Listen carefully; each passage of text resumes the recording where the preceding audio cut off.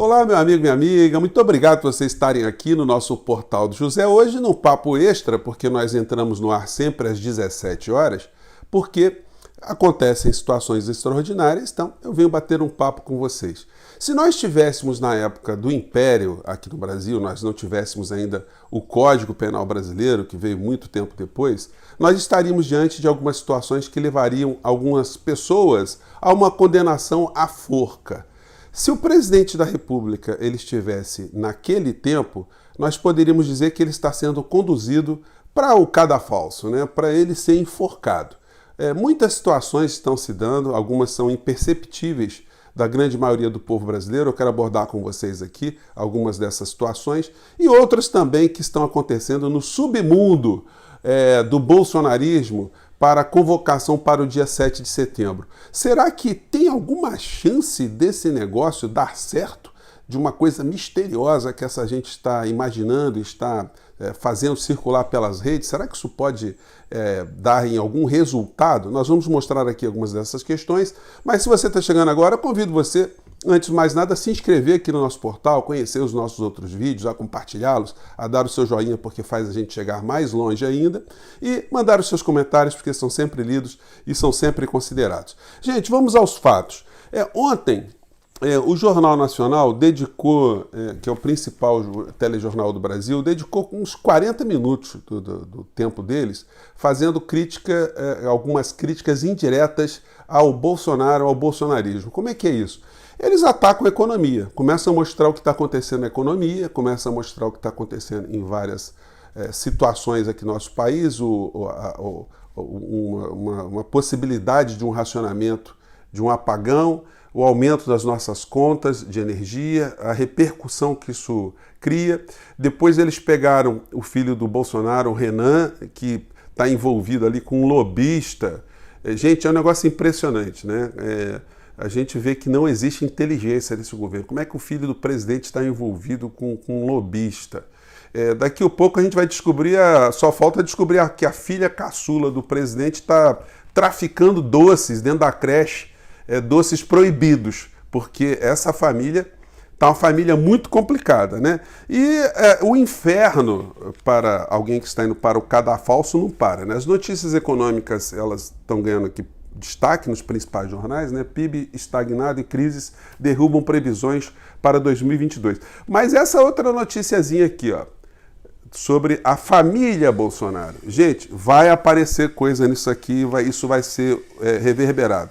Além de Carlos Bolsonaro, a Justiça ordenou a quebra dos sigilos bancário e fiscal de Ana Cristina Valle, ex-mulher do presidente Bolsonaro, na investigação sobre esquema de rachadinha no gabinete do vereador.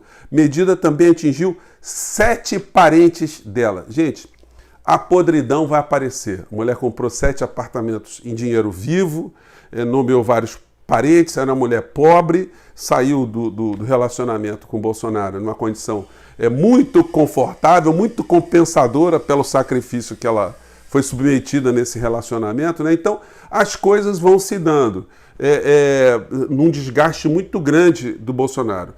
A gente viu que o agronegócio já colocou nota, a Febraban também colocou nota, o Senado ontem derrubou um projeto de Paulo Guedes de precarização das relações de trabalho, a gente vai falar um pouco mais disso. Então as derrotas estão se sucedendo.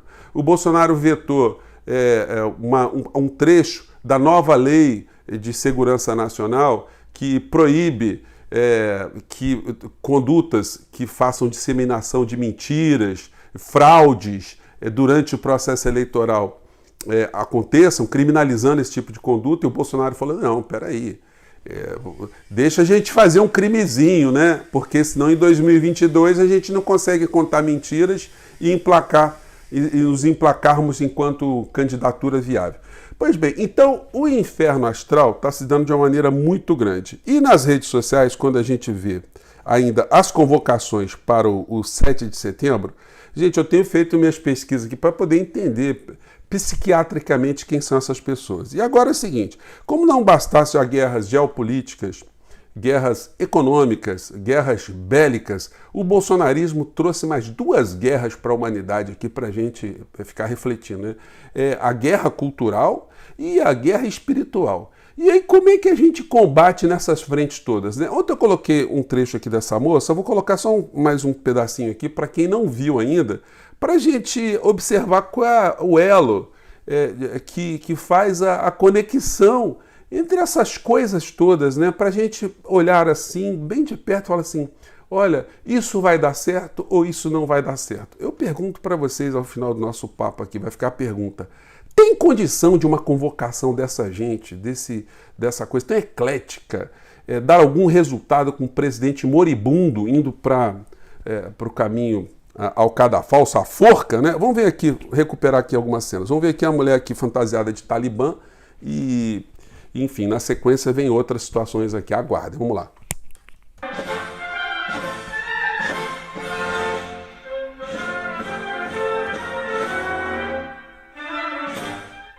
É com esse texto de autoria da deputada federal Ana Campanholo que eu venho convocar todos vocês a irem às ruas no dia 7 de setembro. A linha entre a liberdade e a escravidão é tênue. A linha entre a liberdade e a escravidão é tênue? É assim, diferença muito pequena entre a liberdade e a escravidão? Não entendi não, mas vamos seguir aqui, vamos lá. E vivemos tempos difíceis. A guerra em nosso país é espiritual. O maior exército que o Brasil... E aí vai indo. Então é o seguinte, aqui a moça aqui está dizendo que o nosso problema é espiritual. Vamos pegar aqui outros religiosos que têm se apresentado nas redes, falando de guerra espiritual também, por isso as pessoas devem ir para as ruas. Vamos pegar aqui o pastor Enoque, ele que é militar também, né? Capelão militar da Polícia do Rio de Janeiro. Vamos ver aqui a convocação dele, vamos lá. Tem se tornado a última barreira da dominação final do comunismo no mundo. O Brasil é a última barreira do comunismo mundial. Vamos lá. Conseguiram afetar os Estados Unidos, tirando Trump e colocando o que está lá. Que permitiu essa coisa vergonhosa no Afeganistão. Sem comentários. A América do Sul está toda tomada, a América Latina está toda tomada. O Brasil deu uma resistência porque temos um profeta aqui. O Brasil, quer dizer, o mundo todo está tomado pelo comunismo. O Brasil é resistência porque nós temos um profeta. Gente, um profeta, veio do grego, né, profetes, significa alguém que tem uma conexão com o espiritual, uma conexão metafísica, conexão com Deus, e passa a ser intérprete de Deus entre o Deus e os humanos. Então nós temos um profeta aqui, segundo o religioso, aqui no Brasil, que faz essa conexão entre Deus e o povo. Vamos lá. Alguém que se acredita e sabe que foi colocado por Deus para esse tempo. Graças a isso, um aborto da política, ninguém esperava. Esse homem se levantou, Jair Messias Bolsonaro, e retardou uma agenda, aproveitando que Deus pegou um furo, uma briga, uma guerra entre dois partidos que viviam alternando o poder aqui.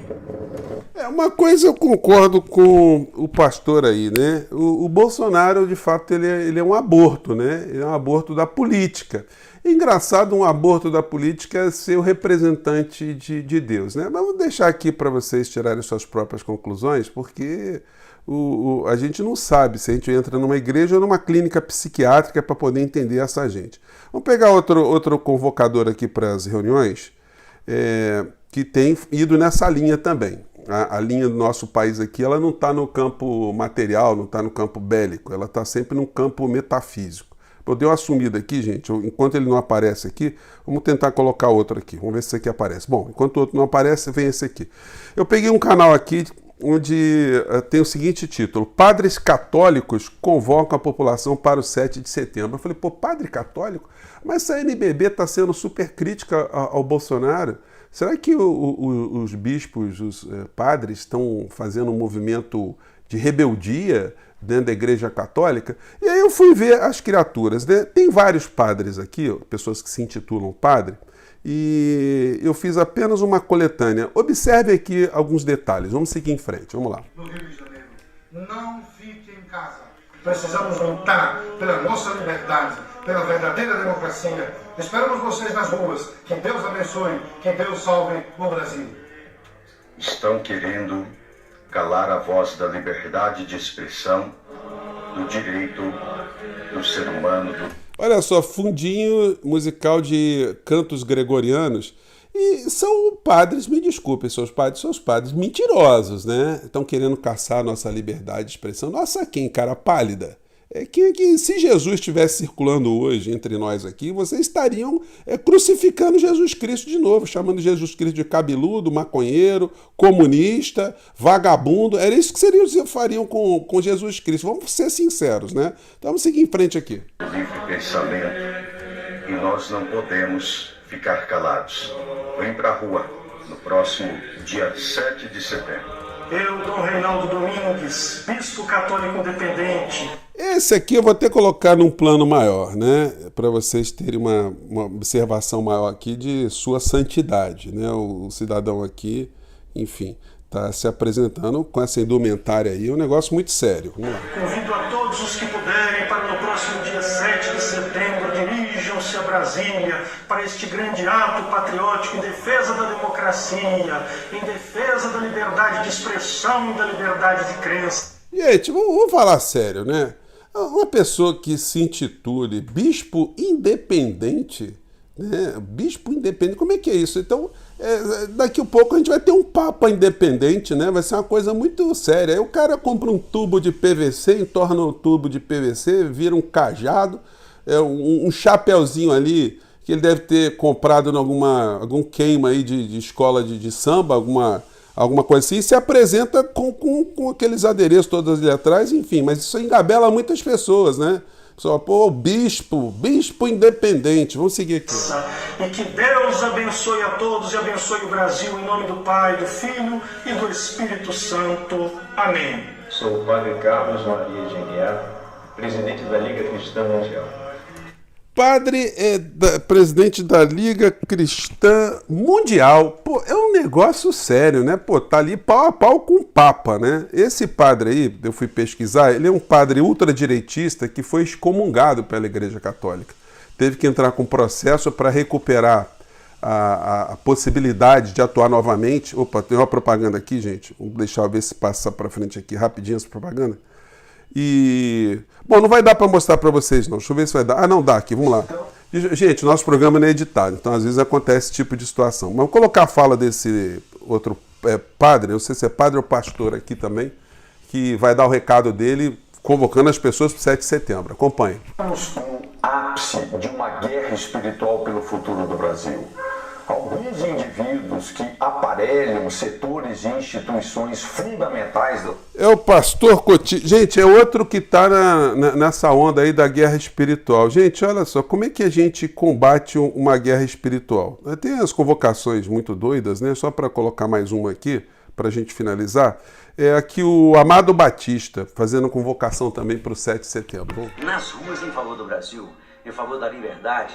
Ele me lembrou muito, sabe quem, gente? O Didi Mocó. A gente olhando para ele assim, falou assim, porra, o que virou o Amado Batista, né? Um cantor popular fazendo esse tipo de papelão aí, convocando para guerra espiritual, guerra cultural, guerra isso, guerra aquilo. É um negócio muito, muito complicado. Bom, para finalizar o nosso papo aí, o que a gente pode esperar dessa situação toda? É possível esse tipo de convocação ir para algum lugar, gente? Se o Brasil, de fato, tiver aqui diante de uma guerra espiritual, o estoque de velas aqui no Brasil vai acabar, né? Porque como é que você acaba com a guerra espiritual? Haja vela, as pessoas vão ficar tirando velas umas nas outras aí, porque a gente tem que ridicularizar essa situação, né? Nós estamos com problemas concretos, estamos com a eminência de um apagão, uma crise econômica, uma crise política e essa gente toda convocando pessoas para as ruas por uma guerra espiritual, quase uma guerra santa. Isso não vai resolver absolutamente nada, me desculpem as pessoas que acham que o caminho é esse. O papo aqui é de analisar a política como ela é, a política concreta. As questões espirituais são questões individuais de cada pessoa e eu fico muito chateado quando eu vejo esse tipo de situação ser explorado por uma série de vigaristas, gente que se intitula religioso, para dar respaldo a uma figura como Bolsonaro, o mais anticristão das criaturas que existem na Terra, né? E ainda classificado por alguns como o profeta. Então, gente, mais tarde a gente vai analisar outros episódios. Eu trouxe essa turma aqui só para vocês refletirem e mostrar para outras pessoas também, né? Que tem muito picareta, vamos falar no português claro, né? Que está usando a religião em vários níveis para tentar fazer algum tipo de movimentação política, né? Gente, eu fico por aqui, mais tarde a gente se encontra. Obrigado por vocês estarem aqui no portal. Um abraço, tchau.